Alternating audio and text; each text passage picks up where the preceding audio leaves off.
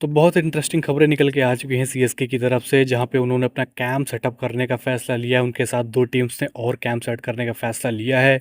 उसमें क्या होने वाला है, क्या नहीं होने वाला है, उससे कौन से प्लेयर्स के ऊपर फ़र्क पड़ेगा, क्या नहीं पड़ेगा, सब कुछ मैं आपको आगे समझाने वाला हूं। तो प्लीज़ स्किप मत करिएगा, उसको बहुत ही इंपॉर्टेंट वो पार्ट होने वाला है। फिर थोड़ी सी बात मैं ट्रेड के बारे में भी करना चाहता हूँ, क्योंकि पिछले 2-3 दिनों में बहुत सारी खबरें निकल के आ चुकी हैं, जिससे कि जो फैंस हैं वो काफ़ी कन्फ्यूज्ड हैं। कह रहे हैं कि भाई ब्रेविस चला जाएगा, इशमात्रे चला जाएगा, सीएसके विल जैक्स को मांग रही है, हार्दिक पांड्या को मांग रही है। तो मैं सब कुछ आपको एक हिसाब से समझाने वाला हूँ। हालांकि मैंने अपना स्टांस पहले ही बता दिया था पिछली वीडियो में, लेकिन फिर भी वो ज़्यादा वीडियो मतलब ज़्यादा लोगों ने देखी नहीं थी। तो मैं एक बार फिर से क्लियर करना चाहता हूँ कि भाई मैं क्या सोचता हूँ इस पूरे इसके ऊपर और क्या होने वाला है सीएसके के लिए। तो उसको भी स्किप मत करिएगा। फिर थोड़ी सी और हम लोग बात करेंगे सीएसके के बारे में, क्योंकि चेन्नई सुपर किंग्स के जो फैंस हैं उनके लिए वो जानना काफ़ी इंपॉर्टेंट है। जिससे हम लोग सबसे पहले उसी न्यूज़ की तरफ बढ़ लेते हैं, जो कि है सीएसके की ब्रांड वैल्यू। जहाँ पे हम लोग देखते थे कि भाई चेन्नई सुपर किंग्स सभी चीज़ों में टॉप पे रहती थी, फिर चाहे वो फैंस का प्यार हो, फिर चाहे वो ब्रांड वैल्यू हो, फिर चाहे वो सक्सेस हो, सब में सीएसके हमेशा टॉप पे दिखाई देती थी। लेकिन पिछले 2-3 सीजन्स की वजह से हमारे जो कह सकते हैं फैंस का भी कह सकते हैं प्यार थोड़ा कम हुआ है, क्योंकि जो प्लास्टिक फैंस थे, जो ग्लोरी हंटर्स थे, वो तो कम से कम फिल्टर आउट हुए ही हुए हैं। जो कि सीएसके की सिर्फ जीत में मतलब शामिल रहते थे, हार में मतलब सिर्फ बाहर से वो लोग मजे लेते थे। वो सारे फैंस तो मतलब जा ही चुके हैं, तो मतलब फैन बेस भी कम हुआ होगा। जो ब्रांड वैल्यू वो मतलब काफी शर्मनाक तरीके से हम लोग नंबर 4 पे पहुंच चुके हैं। जहां पे हम लोग हमेशा टॉप पे रहते थे, वहां पे हम लोग केकेआर से भी नीचे आ चुके हैं। टॉप पे आरसीबी है, 2 पे एमआई है और 3 पे केकेआर है, 4 पे चेन्नई सुपर किंग्स है। मतलब ये देखकर काफी बुरा लग रहा है, काफी हर्ट हो रहा है। लेकिन अब ऐसा लगता है चेन्नई सुपर किंग्स फिर से अपने ग्लोरी डेज को वापस लाने के लिए काफी इंपॉर्टेंट स्टेप्स जो है वो की उठा रही है, जो कि कह सकते हैं इससे रिलेटेड है। जो कि आपने खबर सुनी होगी अभी, जो कि मैंने आपको शुरुआत में भी बताया था, वो ये कि चेन्नई सुपर किंग्स अपना कैंप सेटअप करने वाली है 3 दिनों के लिए, 2 से 3 दिनों के लिए, आने वाले कुछ हफ्तों में, जहाँ पे बहुत ही इंपॉर्टेंट चीज़ें होने वाली है। चलिए मैं आपको एक एक करके समझाता हूँ कि भाई वहाँ पे क्या होने वाला है, इसका मोटिव क्या है मेन। तो इसको बताया जा रहा है एज अ फिटनेस कैंप, मतलब इसको कैटेगराइज किया जा रहा है कि भाई Chennai Super Kings, Delhi Capitals और सनराइज हैदराबाद, ये तीनों टीमें अपना मतलब कैंप सेटअप करने वाली हैं फिटनेस के ऊपर। लेकिन इसके अंदर सिर्फ फिटनेस ही नहीं है, 2-3 चीज़ें और है जो कि सभी फैंस को, सभी सीरीज़ के फैंस को पता होनी चाहिए।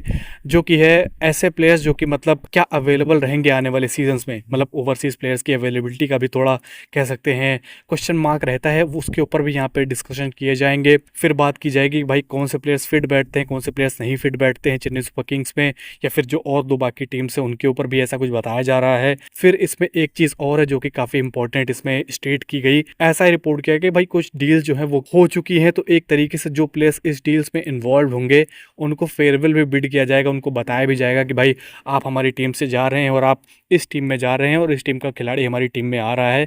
तो ये कुछ इंपॉर्टेंट चीज़ें हैं, एक बार फिर से आपको समराइज़ कर देता हूँ अगर आपको समझ में नहीं आया है।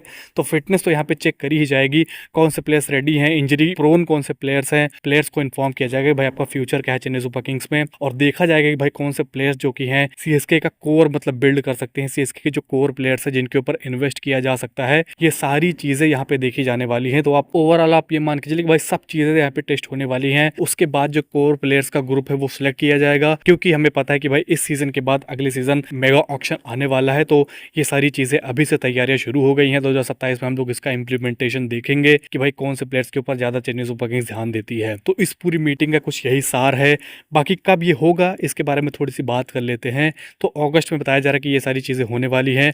ऑल प्लेयर्स लिखा गया है, यानी कि ओवरसीज़ प्लेयर्स को भी इसमें इंक्लूड किया गया है।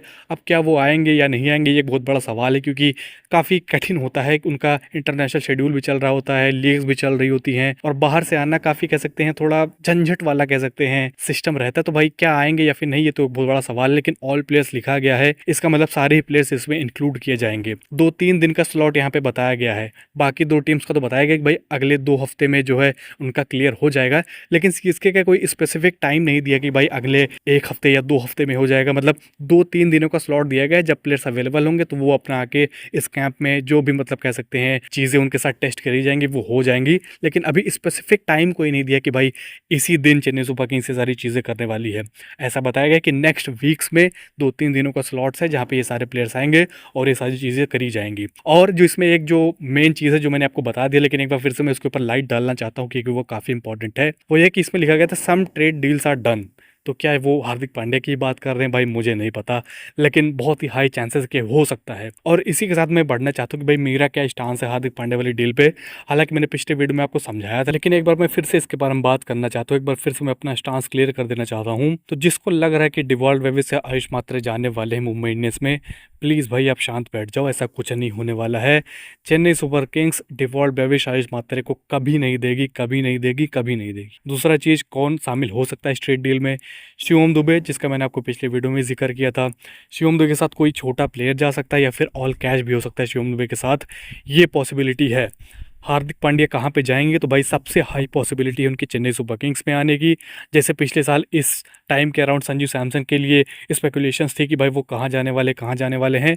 तो आप ये मान के चलिए कि भाई जिस तरीके से वो चेन्नई सुपर किंग्स चूज़ किए थे, उसी तरीके से हार्दिक पांड्या ने भी चेन्नई सुपर किंग्स चूज़ किया है, और उसी स्टेज पे ये डील आप कह सकते हैं। और हार्दिक पांड्या के चेन्नई सुपर किंग्स में जाने के चांसेस सबसे ज़्यादा हैं। तो ये मेरा कह सकते हैं स्टांस है। अपनी टीम से सिर्फ शिवम दुबे या फिर एक छोटा मोटा प्लेयर जाएगा, या फिर शिवम दुबे के साथ कैश जाएगा, या फिर ऑल कैश भी हो सकता है। हार्दिक पांड्या चेन्नई सुपर किंग्स के लिए खेलने वाले हैं, ऐसा मुझे लगता है। तो होपफुली अब आपकी जो कंफ्यूजन है वो क्लियर हो गई होंगी। और एक दो चीज़ें जो मैं आपके साथ डिस्कस करना चाहता था वो ये है कि भाई टाइम्स ऑफ इंडिया तमिलनाडु, इसके ऊपर प्लीज़ विश्वास मत करेगा 1% भी, मतलब 1% भी नहीं कर रहा है। इन्होंने कल क्या मतलब ट्वीट किया कि भाई आयुष मात्रे को 5 टीमें मांग रही है कि भाई हमें दे दो, हमें दे दो, लेकिन सीएसके ने इसको साफ साफ मना कर दिया है। अब ऐसी खबर को मतलब बनाना कितना आसान है, मैं आपको क्या ही बताऊं। ऐसा तो मैं कोई भी प्लेयर का नाम ले लूँ, मान लीजिए चलो संजू सैमसन का नाम ले लिया, मैं बता दूं कि भाई 10 टीमें उनके लिए चेन्नई सुपर किंग्स से इंक्वायर कर रही, लेकिन सीएसके ने उनको साफ साफ मना कर दिया है। अब आखिर में संजू सैमसन तो कहीं जाने वाले नहीं है, क्योंकि किसी टीम ने इंक्वायर ही नहीं किया होगा। तो भाई अल्टीमेटली तो मेरी बात सच ही हो गई, क्योंकि सीएसके ने मना कर दिया था, इसी वजह से संजू सैमसन नहीं जा रहे। तो ये कुछ इसी तरीके से कहानियां बनाते हैं। जो प्लेयर्स नॉन नेगोशिएबल हैं उनको लेकर कहानी उठाएंगे कि भाई 10 टीमें उनको मांग रही हैं, चेन्नई सुपर किंग्स ने साफ साफ मना कर दिया है कि भाई आप कहीं नहीं जाने वाले हैं।